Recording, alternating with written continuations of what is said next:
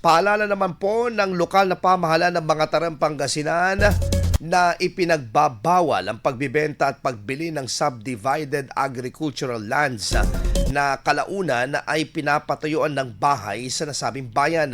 Ayon sa tanggapan, nangangailangan ng kaukulang conversion order mula sa Department of Agrarian Reform at iba pang permit tulad ng development permit at license to sell. Ang paalala ay kasunod ng anunsyo ng tanggapan na wala pa itong inilalabas na development permit sa alinmang subdivision project dahil hindi ito pinahihintulutan ng Department of Human Settlement and Urban Development. Maaring maharap sa paglabag sa ilang batas na may kalakip na pagkakakulong ng hanggang 10 taon at mula multa ang aabot sa 20,000 pesos na maaring humantong sa pagkakansela ng transaksyon at pagkumpiska sa ibinebentang lupa o infrastruktura.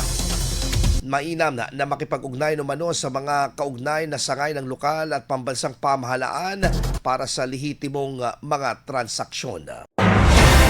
IFM News. IFM News. IFM News.